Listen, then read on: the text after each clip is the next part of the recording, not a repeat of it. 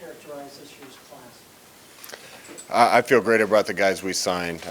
You'll probably get tired of me hearing me say this, but I not only feel good about the type of player we brought in, I feel great about the type of kid that we're bringing in this class. I had the privilege of going around and stopping at all these guys' homes and meeting their family and talking to the kids through December. And what kept making an impression on me is the type of character kid that has chosen to come and be part of our family at Nebraska. I think there's a pretty special group in a lot of ways, but the type of individuals that they are was really impressive to me. It was a fairly drama-free day for you guys. I mean, that just kind of speaks to the kind of kids you're bringing in. There wasn't a lot of hoopla, hype. This guy signed their letters, put them in, and called it a day. I think you're right. I think there was a pretty drama-free signing day for us because the commitments we had were commitments. Bunch of good kids that gave us their pledge, and we honored it, and they honored it. There's a couple kids we were fighting for right down to the end, but other than that, this group committed to us, and we're fired up to sign and become part of our family. So it was a pretty relaxing day for us. Scott, when you're recruiting defensive players, how much do you look for a certain mentality in those defenders? Is that, how big of a factor is that? And what are you looking for? Yeah, when we're recruiting defense, obviously we want athletic ability, but we're also looking for toughness. In fact, when we go out on the road, that's two of our priorities to look for is upside athletic ability they can work with, and man, a guy that you'd want to be in a scrap with. That kind of edge, that kind of mentality, that kind of toughness and aggressiveness. That's what Husker defense has been built on as I knew it. And the more guys we can get like that, I think the better mentality the whole defense will be. Scott, could you talk about the recruitment of Wandale Robinson, how you ended up getting him and what he means to this class? I sure am glad we have Wandale. I really like him as a young man. That's not even to speak of the things that he can do on the football field, which I can't wait to get my hands on that and start working with him. I got to give some credit to Troy Walters and Ryan Held with Wandale, because when he committed somewhere else, I gave up.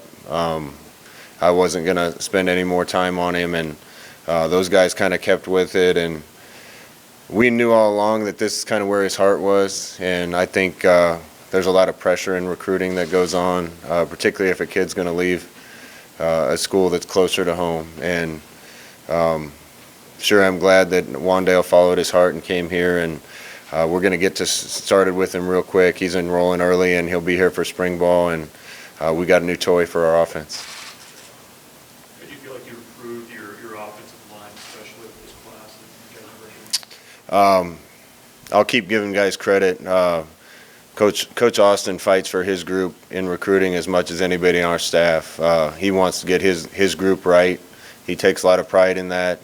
Love the group that we brought in, and Coach Austin did a great job with it. Bryce Benhart is as big a kid as I've ever recruited, and not only that, but he's a great kid and a really good athlete, an elite wrestler. Matthew Anderson from Louisiana is the frame we're looking for. I think he's got a huge upside for us once we get him in here and get him with Zach. Jimmy Fritzsche, who joined us late, is kind of the same type of kid. Love his mentality. He's going to be huge, and he's a great athlete that played other positions. Michael Lynn from Colorado, he's a special kid. Being out there and talking to him, it's like talking to a 29-year-old. The way he's got life figured out.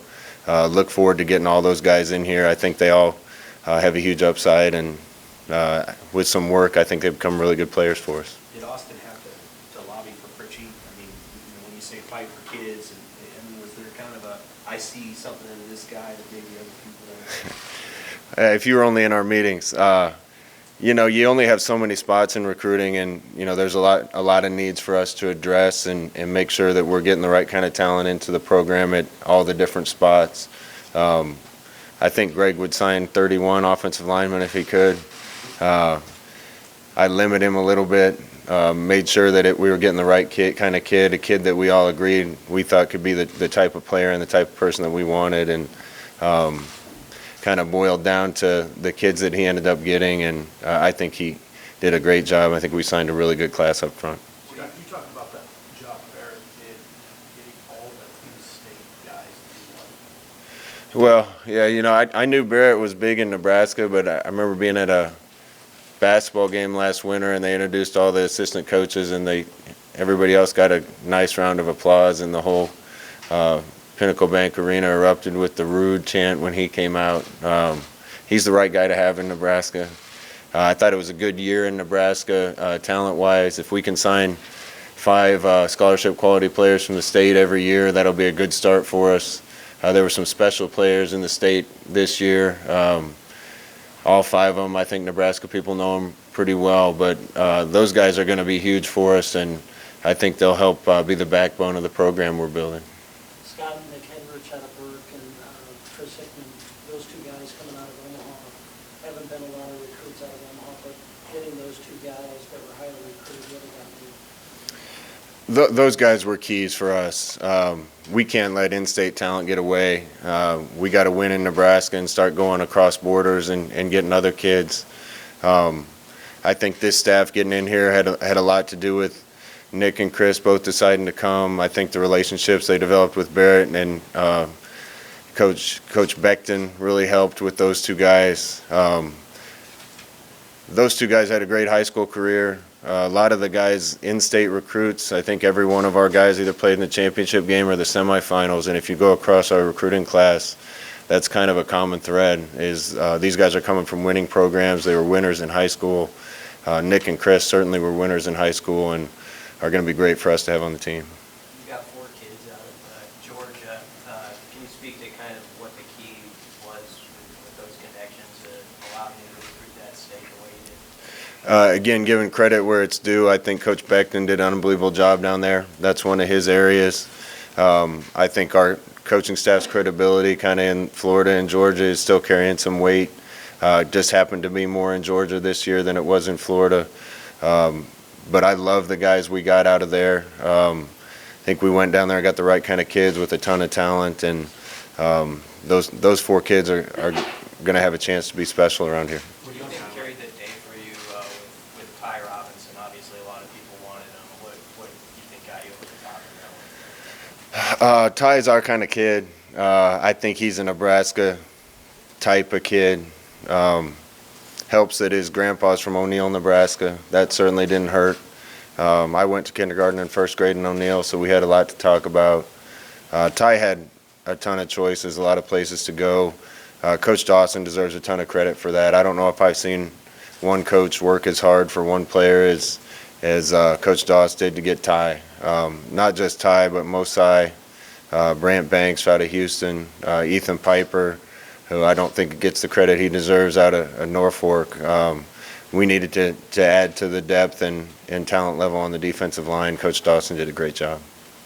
You guys like Ronald Thompkins, who has been hurt quite a bit the last couple of years, but you see some talent there. How do you evaluate that? What kind of player can he be? Ronald's a guy that other people tried to come in on here late. I think if Ronald would have stayed healthy this year, it might have been tough for us to hold on to him with all the people that would have come after him. One thing I take pride on with our staff in recruiting is that we're as honest as we can be. And when we give people our word or say something, we mean it. When a kid's committed to us, we're committed to them. And even if somebody gets hurt, we're going to see them through that injury, bring them here even if they can't play. I think that means a lot to kids, means a lot to parents. And Ronald went down early on in the season. If you watch his highlights from this year before he got hurt, I think he has a chance to be special. And I think he's doing well in his rehab process. We'll see how healthy he is when he gets here, but I know I expect great things from him. Scott, what did you see from Luke early in the process that you guys were ready to make him the quarterback of the class when he hadn't really played that position in the full-time capacity? Well, Mario takes pride in recruiting quarterbacks just like he takes pride in coaching quarterbacks. Since I've been with Mario, we've had one of the best quarterbacks in the country every year that I've been with him. And the way that he goes about it is very meticulous. I think we had a group of 3 or 4 kids that we thought fit us and were the right type of kids. As we got to know Luke, we kind of started leaning in that direction, and he called and wanted to commit, and we were excited about it. Love his athletic ability, love his mentality. He throws it really well too. I think that really improved this year, and he's going to get a chance to get in here early as an early enrollee and get involved with spring ball, so we can't wait to have him. How important was recruiting? Length and size, both on the offensive and defensive lines, and then, you know, if you look at your defensive backs, they're 6'2", 6'3", 6'3". It appears that size was a consideration in the class. How important was that? How much you guys can get? Yeah, I said this after the Iowa game, but there was a few games this year where looking across the 50 at other people warming up, I thought teams were bigger than us. And that's not supposed to happen in Nebraska. The Nebraska I know is bigger, stronger, and more physical than other teams. We certainly have some of those guys on our team right now, but we need more of them. We wanted to get bigger, particularly on the two lines, but also in other areas and other positions. And we weren't just recruiting size. We wanted good players and good athletes, and I think we were able to fill those needs for the most part. For you guys as a staff, just to have 23 signed, I mean, will this be the first time you've been able to really breathe and catch your breath at Nebraska in this last 12 months to kind of have this stretch behind you? Yeah, it never ends. You know that. Hopefully we're not done today. I don't know how much more we'll be able to announce, but hopefully there's a couple more signatures that'll get announced eventually. We're going to have, with our roster kind of turnover this year, I think we can sign up to 30. So I think we'll have probably around 4 spots left to look for guys in January and beyond. So the work never ends, but my coaching staff has done a great job. I hired the right guys when I got a job the first time, and I'm grateful to those guys for the work that they've done. We're tired, though. First years are hard. There's a lot of work. There's a lot of things that need to be done. This staff's gone 3 straight years without a bye week, so we haven't had a lot of time to rest. I think we're all going to enjoy the Christmas break and come back ready to go back to work. Scott, you mentioned before about the comment about being recruiting winners. How important is that to recruit guys from winning programs to kind of bring that culture with them to Nebraska?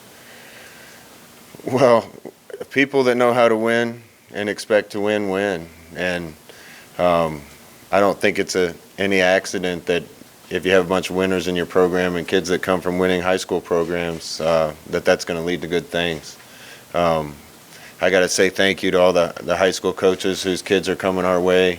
Like I said, going around and seeing the type of seasons that all these kids had, I don't think there's one that wasn't in the playoffs or didn't go deep into the playoffs or win championships or play for championships. And I hope that's their expectation when they get here too, because that's where we're headed. What are some of the things you look for when you try to identify some guys that have a chance to contribute early? I say this to the recruits all the time.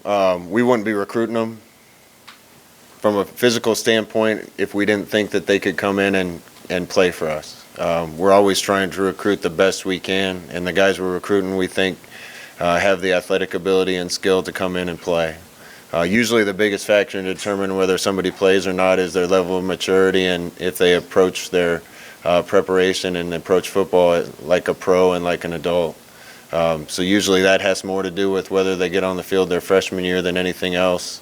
I tell guys to come in and dive in, go full speed. Don't dip your toe in the water. I'd rather see guys tackle the wrong guy full speed than the right guy half speed. And the guys that come in and just let it rip, usually you can see it right away, and those guys are typically ready to try to contribute. What do you like about Darian, Chase, and Jamie Nance each, and maybe also just as a pair of receivers in the class? Yeah, those two added with Wandale, who's going to be kind of a hybrid for us, I think is a really good start to adding to our receiver talent and depth. Jamie had a great year down in Oklahoma. He can really run. I mean, he can go. I'm anxious to see what he can run a 40-yard dash in when he gets here because his 100 time is really good. Had kick returns in high school, played defense, did a lot for his high school football team. Great kid. We're excited to have him. Darian, we kind of got in on late. My first conversation was with his father, who was a Special Forces military guy, and we hit it off right away. Darian's team won a state championship. I was actually at the high school the day they were having the get together to celebrate it, and He's a winner. He's playing basketball. He's an athlete. Tremendous ball skills. Great kid. So we needed to definitely add to the talent depth in our receiver room, and I think we've had a really good start with it today. You got guys from Washington, New Jersey, Kentucky, Colorado, Georgia, all offensive skill players. What does that speak to the brand that you guys have already built of offense here and how well that travels around the nation? Yeah, if you're a football fan and you followed our offense, I think you see what type of firepower it has, and I think that lends itself to having recruits want to come play in this offense. We had a great start, covered a lot of ground in year one offensively, still want to get better. But speaking to the last job we had, they were second to last in the country in offense when we got there, and after 2 years, we were the number one scoring offense in the United States. And this one's headed in the same direction, particularly with Adrian at the controls. I wouldn't trade him for anybody in the country, and if I was a skill player on offense, I'd want to come play with a guy like that. How do you focus, or do you focus on a position group, a side of the ball over the next month and a half? What do you look at during that time? Yeah, we're gonna let the dust settle, see how many spots we still have. It's gonna be a best available player that we can get to Lincoln for the most part. I think there's still some things we'd like to add. I think we need to improve our depth at outside linebacker and pass rusher, so we'll keep our eye out for that. If there's another young receiver that we can add, I think our depth there has been really not where we want it to be through this first year. I think we could still use a young corner to try to get in here and develop and see if they can help us. So those are kind of areas that we're looking, but it doesn't really matter, skill player on offense, D-line. If we find a guy that we think can move the needle and help us win games in the Big Ten, we're going to take him. You said your depth wasn't really where you wanted it to be as far as receiver. When you're talking with Troy about the type of players you want to recruit for that receiver room, what's the balance between guys like Wandale and guys like Darian Chase? Ideally, I just want 5 guys on the field all the time that can hurt you if you leave them open. And we certainly use guys in different roles in different ways. We kind of have had outside receivers that are straight outside receivers, and we've had running backs playing slot, and we've had slots playing running back, and guys that can do multiple things, and we've had running back types playing Z and X for us before. So I just want 5 skilled players on the field all the time that are dangerous, and the way our offense is able to distribute it, once we get that way, we're going to be tough to stop. How do you approach the grad transfer market in the coming months? Do you anticipate adding any grad transfers for January? We're definitely going to keep our eyes open. There's a couple positions where I think we could benefit from having a guy that's ready to come in and play right now, and if we find the right guy, particularly at the right position, we'll take a hard look at that. So, with 3, 4, 5 spots, whatever it's going to be left, we certainly aren't going to be hunting for every one of those, but if it's the right guy, we're definitely going to be open to it. You're looking at junior college players, the difference between January and May or June seems like a big. So are you willing to still take a junior college guy? He's not going to be here mid-year? Yeah, junior college players, the farther we get into the development of this program, I think our need for that will go down a little bit every year. We're still willing to take those guys. At certain positions, it probably matters more than others to get in here for spring ball. But if it's the right kid, we'll bring them after May too. So again, if we have spots left after today, it's going to be the best we can get, guys that fit us the best, whether it's a grad transfer, junior college kid, or high school kid. Scott, in terms of the guys coming in early, how many do you see of these 23 to start? And how important is it for a guy to come in early if they want to make an impact early? I think by my last count, if I'm not mistaken, there's going to be 6 early enrollees. We'll have to see how it all shakes out. I've seen it work both ways. I've seen guys not get here until summer or get to school until summer and contribute greatly their freshman year. It does help to get that spring ball under your belt. I think it gets you a little more familiar with the scheme. It gets you comfortable with the team, and maybe most importantly, it gets you used to going to college and having to deal with a college lifestyle. I hope we have players that are here early that help us next year. I hope we have players that aren't coming until summer that help us next year. So I'm excited about this class, and I think this group is going to be mature enough and ready enough to come in and compete. What was the thinking behind taking the whole staff or most of the staff to a couple spots for 2 years at a time? And then how much organization does it take to get all 11 of you in the same place at the same time? Well, see, at this time of year, a lot of the coaches have been around each other a lot, and all our little habits are starting to wear on each other. So I'm always careful to bring everybody together. But there was a few kids here down the stretch that we wanted them to know how important they were to us, and we kind of intentionally put them off to the end to give us the best chance to try to be as late into the home as we could.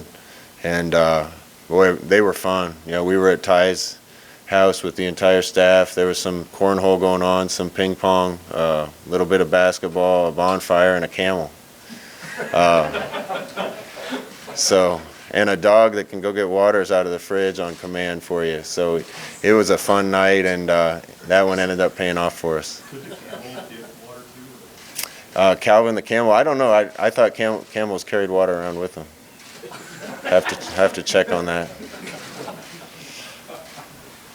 Hey, you got a sense of when Andrew Bunch might give you an answer on that, whether he's going to stay there? Yeah, I don't want to get into Andrew's business too much. I really like the kid, and I want what's best for him. I think talking to him, he just wants to explore his options and see if there's a place out there where he can get on the field and play, or might have a better chance to get on the field and play. If he doesn't find it, we'll welcome him back here with open arms. He's been a great teammate and a great part of our team, and I want what's best for him no matter what he decides. Hey, you're a proponent of the 18 playoff, and in the last couple of weeks there's been multiple news stories quoting coaches and 2 conference commissioners saying that they're willing and open to expanding the playoff. The team you used to coach didn't get in it again this year, even though they won 25 in a row.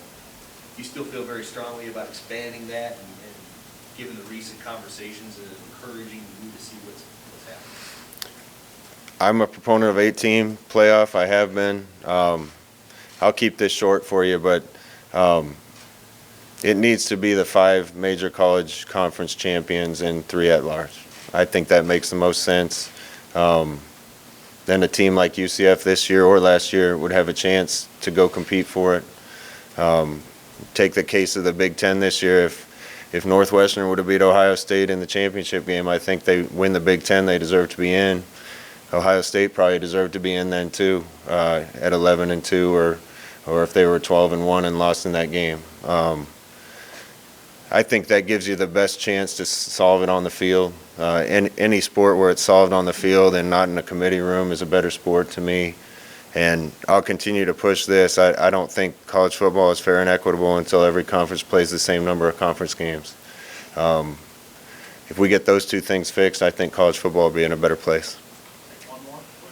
What's your message to the team here as they head out on Christmas break and just get ready to come back to strength and conditioning and everything in January? I think they know what they're in for when they get back, but I think they're looking forward to it.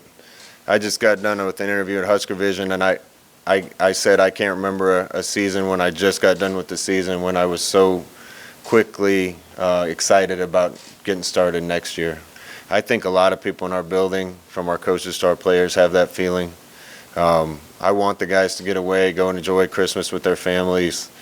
When they come back, we got to get to work. Our team's going to be in a lot better shape this year than it was last year. We had to start from absolute ground zero from a strength conditioning standpoint with the guys. With a year under their belt with Zach, we're way ahead of where we were a year ago, and I can't wait to get started with them. Last thing I'd say is I want to thank a few guys that never get named very often, but Sean Dillon and Ryan Callahan and Trent Mossbrucker. Our 3 recruiting guys are the guys organizing travel and keeping tabs on recruits and getting NLIs out and getting transcripts and doing all the behind-the-scenes work. And we couldn't get many of these players without those guys, so we just want to mention them. Thanks, guys. Merry Christmas, everyone.